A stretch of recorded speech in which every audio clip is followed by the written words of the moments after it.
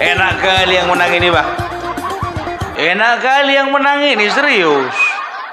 Gimana Bang Bobi Sumatera Utara, enak menang itu kan, Bang? Mantap kali, Bang. Kita bikin porak-poranda kandang orang itu, Bang. Iya iyalah, masa iya dong. Paten kali, Bah. Tahu ndak kalian? Tim pemenangan Edi Rahmayadi menggugat ke MK mengenai hasil daripada KPU.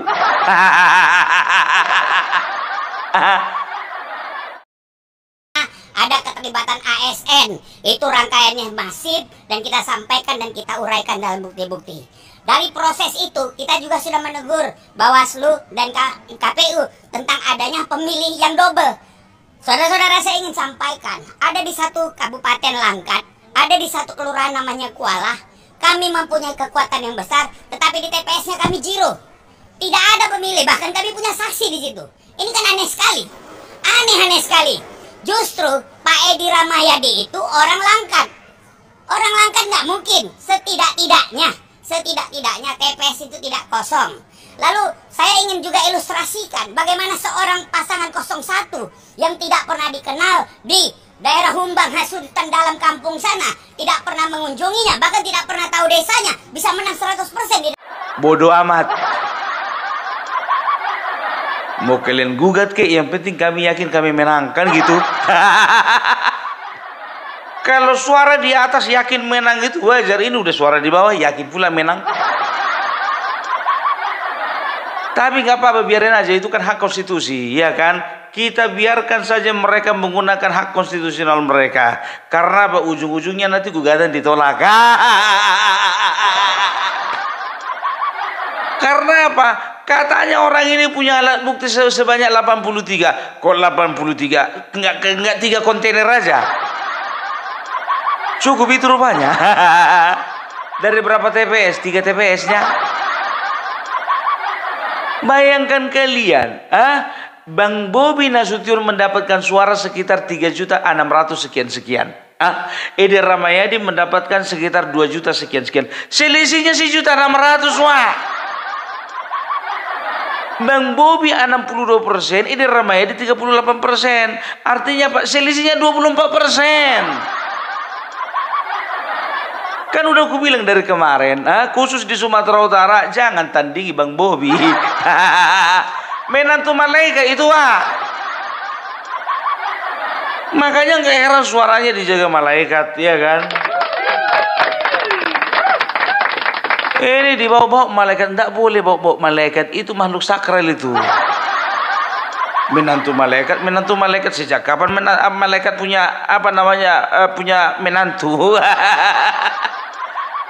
Alah, yalah. Jadi enggak apa-apa. Tahu enggak kalian ya? Ini komplain daripada pihak Edi Rahmayadi mengatakan apa? Kami menuntut supaya yang namanya pasangan 01 itu didiskualifikasi. Enak kali ngomong kau tuh. Diskualifikasi, paten kali kau ngomong. Dari mana dasarnya? Diskualifikasi. Ini sama kayak kemarin Pilpres kemarin, suara paling banyak mau itu katanya didiskualifikasi. Prabowo Gibran mau didiskualifikasi. Ini juga suara yang besar mau didiskualifikasi. Diskualifikasi mau bungmu, diskualifikasi. Kau kira segampang itu? Itu yang pertama, ya kan? Baru yang kedua, mereka meminta pemilihan ulang di 4 kabupaten yang terkena dampak banjir. Bos, ku bilang sama kalian ya, di tempat kami juga musim hujan waktu itu. Ku bilang sama kalian, gara-gara hujan, ini cuman gara-gara hujan. Gara-gara hujan banyak orang malas milih keluar, biar tahu kalian. Banyak. Dari 400 pemilih contohnya cuman 200 yang memenuhi undangan. Yang lainnya abstain.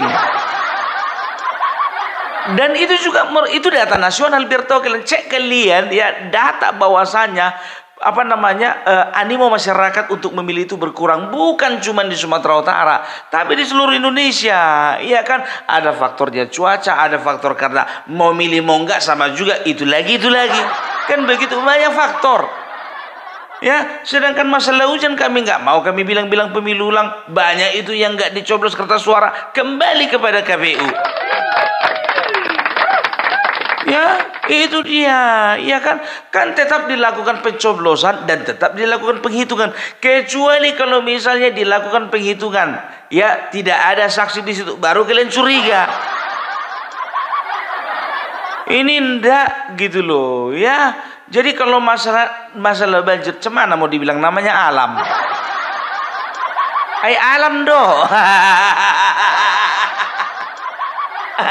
Apa yakin kalau dibikin pemilihan suara ulang di 4 kabupaten itu menang kalian? Alah, itu yang kedua. Baru yang ketiga, apa katanya tadi? Dibilanglah katanya, kami mencurigai adanya parcok katanya. Lagi-lagi parcok. Sekarang begini, kalau misalnya dari tim Bobi mengatakan, ada kami curigai dari Partai Hijau, gimana? Gimana kira-kira? Lebih berhak kami mengatakan bahwasanya kalian itu ada permainan di Partai Hijau. Karena calon kami bukan dari Parcok, kan begitu? Lebih masuk akal kalau kami katakan kalian bermain di Partai Hijau. Tapi kami nggak lakukan itu karena apa? Karena kami tahu bahwasanya TNI masih memiliki jiwa untuk menjaga keutuhan bangsa ini dengan menjaga sikap netralnya terhadap pemilu. Gitu. Jangan kalian tiru-tiru kamusnya si Hasto. Parcok ke parcok.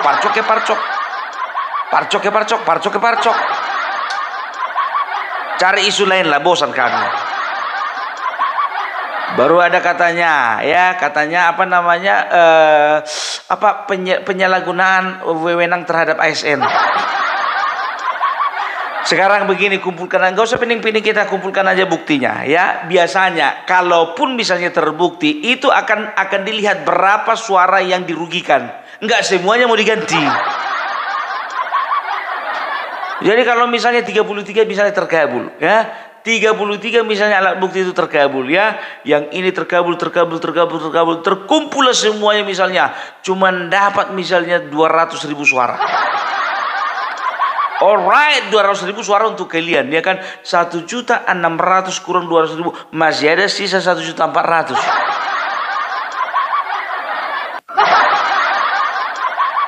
Kan begitu, gampang itu, udah silakan buktikan aja di persidangan, kan begitu ya kan? Dan juga mereka komplain katanya, kenapa di daerah Langkat itu ada satu daerah itu tempat di mana Edi Rahmayadi berasal, ya, satu pun tidak ada suara di sana di TPS itu. Suara kami zero, termasuk juga saksi kami padahal ada di situ. Sekarang begini, nggak usah kau komplain sama saksimu. Kau pastikan dulu memang saksi kalian itu yang pertama, pastikan dulu saksinya itu memang hadir. Yang kedua, pastikan saksinya itu punya SK. Yang ketiga, percuma dia hadir ada SK tapi nggak dibayar. Pastikan dulu. Kan begitu. Nggak usah heran ya, di mana kita berasal di situ kita sering kalah, sedangkan Ganjar juga di Purworejo gitu kalah juga dia kok. Udah pilpres itu kalah dia di Purworejo. Agar kecil lagi. Mau bilang apa? Kan begitu, berarti kau tidak laku di kampungmu sendiri. Ya, itu artinya apa? Di situ masyarakat menyaksikan kau itu memang betul-betul layak untuk jadi pemimpin mereka atau tidak. Itu aja. Pertanyakan dirimu. Itu ya. Kan udah aku bilang dari kemarin-kemarin itu ya, jangan kalian itu ketika kalah teriak curang-curang. Kebiasaan orang ini, jujur aja aku bilang. Baru yang ketiga ya, yang berikutnya apa yang mereka katakan bahwasanya kenapa seperti dihumbang hasudutan itu, calon nomor 1 nggak pernah sama sekali ke sana tapi bisa menang 100%. Kurasa bukan dihumbang hasudutan aja. Ada beberapa daerah yang kau nggak tahu mungkin dapat 100% di situ. Sekarang begini ya, Kalau bicara tentang Bobi ke sana nggak pernah, ya, nggak pernah sosialisasi, nggak pernah datang ke sana. Tapi kenapa bisa masuk suara 100% untuk Bobi? Karena bapak mertuanya rajin ke sana. Clear. Masih ingat beberapa waktu yang lalu, beberapa hari sebelum Bapak Joko Widodo purna tugas, beberapa hari sebelum purna tugas, beliau pergi jalan-jalan ke Humbang Hasudutan. Kau mau bilang apa? Mau COVID-19 lagi Humbang Hasudutan sebagai kandang bansos? Iya, gimana kira-kira? Ya, mau kalian bilang kandang bansos? Asa huboto. Analoginya begini, ya, apalagi di daerah Tapanuli, ya, di daerah kami orang Batak ini. Kalau misalnya menikahkan anak, ya, rame tidaknya undangan bukan tergantung siapa yang nikah, tapi rame tidaknya undangan itu ya tergantung siapa yang punya anak. Itu dia. Jadi kalau misalnya Bapak Joko Widodo, mertuanya abang kita, Bang Bobi Nasution, rajin pergi ke Humbang Hasudutan, bisa dikatakan ya itulah yang menarik perhatian mereka. Gitu loh. Apalagi biar tahu ndak kalian, Humbang Hasudutan adalah salah satu daerah di daerah Sumatera Utara yang pertama sekali presiden memijakkan kakinya. Tidak ada presiden lain yang selain daripada Bapak Jokowi yang pernah memijakkan kakinya ke Humbang Hasudutan. Itu dia. Jujur aja lo ku bilang sama kalian, maaf ya, Sumatera Utara 80% yang membangun itu Bapak Jokowi. Berani ku bilang, karena apa? Aku penduduk Sumatera Utara. Aku sudah melihat bagaimana Beligi, bagaimana Samosir, bagaimana Dolok Sanggul, bagaimana Sidekalang, bagaimana daerah Tanah Karo. Itu dibangun daerah pariwisatanya semua. Mana gubernur kemarin? Mana? Taunya gini dong. Malu dong. Sedangkan itu yang namanya itu kemarin itu stadion, gedung olahraga nggak jadi. Begitu datang Bapak Jokowi jadi resmi. Itu dia. Jadi udahlah. Ya kalau masyarakat kecewa dengan kinerjamu selama ini, salahkan evaluasi kinerjamu. Jangan kinerja orang yang kau evaluasi. Itu dia. Jadi kalau misalnya kalah kalian, evaluasi kerja timmu. Ya, tim pemenangan yang harus memenangkan, bukan bikin kalah. Itu dievaluasi. Mana pernah contohnya, ya, ada anak misalnya nerima rapot. Ini kenapa nilai nilai rapotnya ini misalnya contohnya turunlah nilainya 3, agama, matematika sama bahasa Inggris, ya kan? Dilihatlah turun ini. Nilainya ini 3 ini, matematika, bahasa Inggris sama agama. Coba tengok dulu rapot orang sana dulu. Biar ku evaluasi dulu rapot orang sana. Padahal nilai anaknya yang turun. Evaluasi nilai anakmu sendiri. Udah jelas itu Ayah Edi? Tapi nggak apa-apa lah ya, lebih bagus diusahakan daripada tidak sama sekali. Jadi kalaupun kalah nanti kan mereka bisa katakan kepada konstituen, ya kan kita sudah usahakan, kita sudah perjuangkan. Tinggal memframing lagi nanti kan bahwasanya MK sudah ada yang menyetir, sudah ada yang mempengaruhi. Gitu lagi. Ada tangan-tangan tak terlihat. Dari atas sudah kayak gitu. Tolong dong tiru tuh seperti Kang Ridwan Kamil. Ridwan Kamil ya, itu biar tahu kalian, Ridwan Kamil itu dia itu tadinya mau menggugat ya, tapi dia batalkan gugatan itu. Karena apa? Karena dia dilarang oleh ketua Kimplu. Siapa itu? Bapak Prabowo sendiri. Karena Bapak Prabowo melihat lebih bagus kau kalah dengan terhormat, kau akui kekalahanmu daripada kau permasalahkan kemenangan orang lain. Itu dia. Ya, kurasa kata-kata itu yang paling indah malam hari ini ya. Itu dia. Akui kekalahanmu, jangan kau usik kemenangan orang lain. Itu. Berjiwa besar dong, berjiwa besar ya. Sedangkan itu Pramono Anung dengan RK itu selisihnya 10%, nggak ada itu menggugat itu. Nah ini selisih 24%. Menggugat 24% loh. Sekarang orang tuh memang bahagia ya bang. Tahu ndak kalian kemarin aku diserang netizen. Apa dibilang? Parbelak katanya gitu kan. Coba komentari dulu ya, di Jakarta RK kalah Tapanuli Tengah. Itu Masinton kenapa bisa menang katanya. Ku bilang sama dia, cuman duanya yang kau dukung menang udah bangga kali kau, ku bilang. Kau suruh aku menanggapi masalah Masinton menang dan RK kalah di Jakarta. Sekarang tanggapi dulu kenapa Edi Rahmayadi kalah.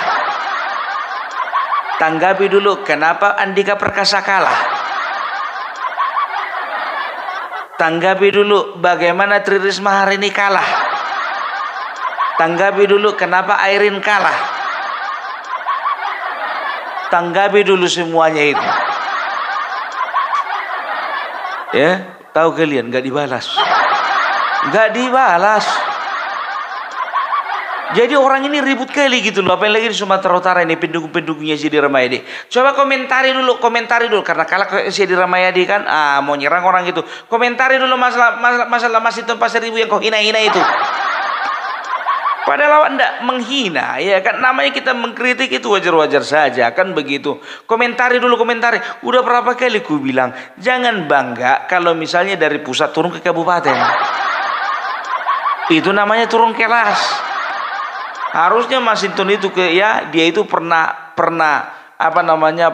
itu berkarir di DPR RI pusat, itu setara dengan presiden. Kalau DPR RI berhenti atau tidak terpilih dia jadi menteri, ya itu setara, kan begitu. Bahkan bukan setara lagi, menteri itu pembantunya presiden, sementara DPR berhak untuk komplain kepada presiden, kan begitu. Nah ini dari tingkat presiden, gubernur, bupati, turun 2 level. Nggak puas juga sampai gitu. Yang penting menang katanya. Mau kalian bilang pun menang Masinton Pasar Ibu di sana, gimana pun juga dia panggil bos sama yang namanya Bobi Nasution. Bentar lagi manggil bos dia. Selesai, nggak usah komentar, no debat. Gitu dia, ya. Jadi kalau bicara kembali lagi ke masalah Edi Rahmayadi ya. Kalau bicara tentang alam, jangan kau salahkan alam. Ya itulah dia yang namanya alam, kan begitu. Kadang bisa hujan, kadang bisa panas, kadang bisa banjir. Ya, jangankan banjir. Sedangkan di sini Grim sudah gue bilang sama kalian, 430 DPT daftar pemilih tetap, yang milih cuma sekitar 215. Nyata itu. Di tempat kami itu biar tahu kalian. Ku tanya lagi jalan-jalan aku ke tempat lain, kan ke kelurahan lain begitu juga. Tanya lagi ke sebelah sana begitu juga. Kan begitu. Apalagi ini mengenai masalah banjir, kan begitu. Sedangkan kemarin waktu kau pantau itu dipantau si Edi Rahmayadi lah kan, masalah banjir itu ya kan. Udah nggak usah dulu masalah ke TPS, ya kita pikirkan dulu rakyat katanya. Oh berarti ini jiwa sosialnya tinggi nih, kan begitu. Nggak peduli dia mau menang mau kalah, yang penting rakyat dipikirkan dulu, kan begitu. Nggak tahu sekarang menggugat, dipermasalahkan sekarang. Gugat itu banjir.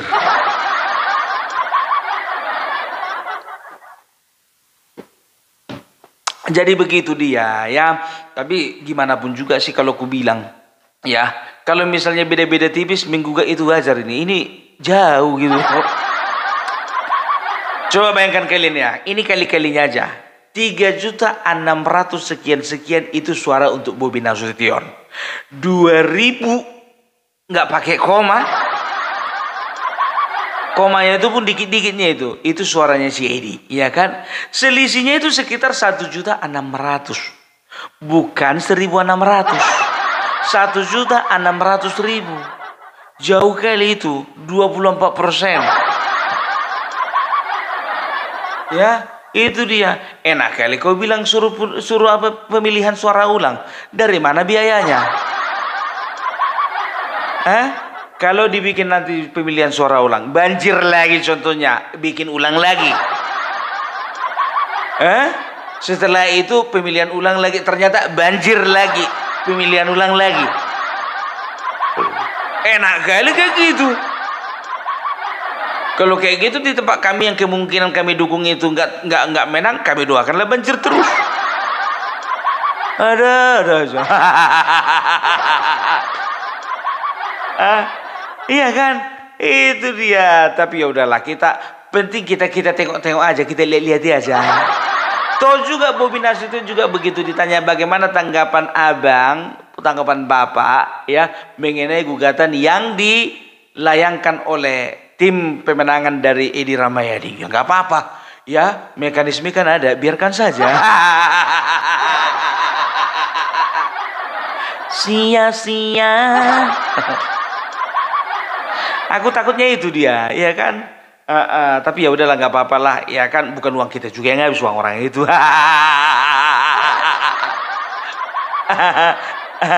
Ya 83 lah bukti katanya.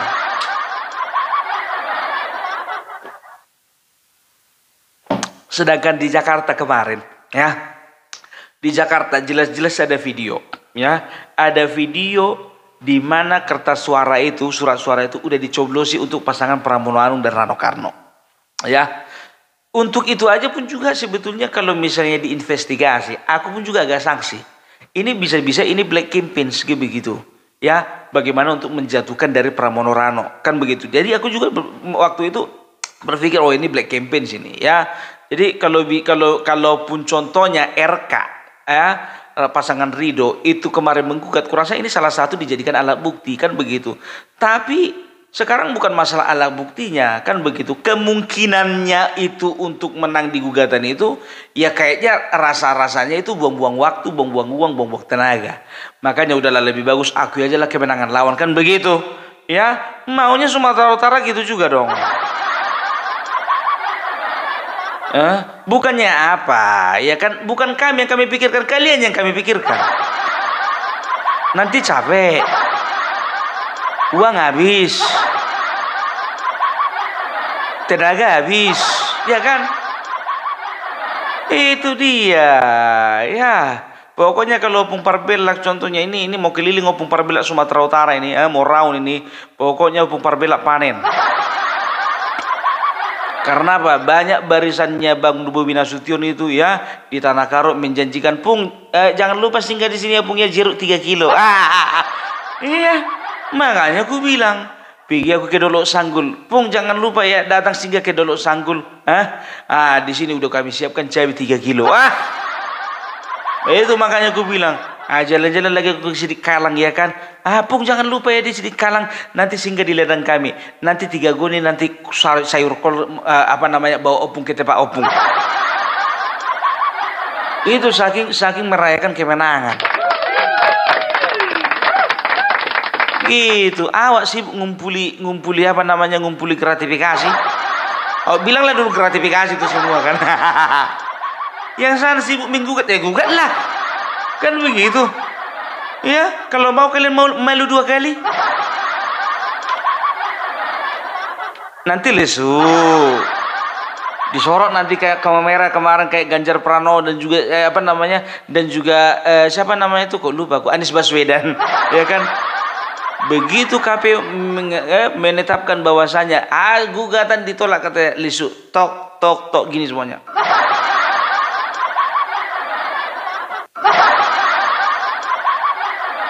Pura-pura lihat HP, tiduran, marangan-angan, korek-korek hidung. Kan begitu kan. Tapi enggak apa-apalah. Ya, lebih bagus kalian usahakan daripada tidak ada usaha sama sekali, ya kan. Apalagi ini bebannya tim pemenangan. Karena apa? Ya, ini kerja mereka ini. kerja mereka. Lagian juga bukannya bilang apa, iya kan? Kalian tiru-tiru model apa namanya, model apa elit-elit kalian itu berkampanye. Apa nggak sakit telinga ini mendengar kemarin itu waktu di Medan kalau nggak salah itu ya. Ya, itu dia di situ terus mengatakan apa? Siapa yang lebih besar, Jokowi atau Edi Rahmayadi? Jokowi udah bangun berapa sekolah di sini? Dibanding-bandingkan Edi Rahmayadi sama Jokowi, itu sama saja membandingkan buah durian dengan buah ceri. Tahu buah ceri? Buah durian besar, berduri, isinya enak. Dibandingkan dengan buah ceri yang segini. Itulah perbandingannya dulu. Apa yang dilakukan Bapak Joko Widodo itu, nggak ada bandingannya itu dengan yang dibikin.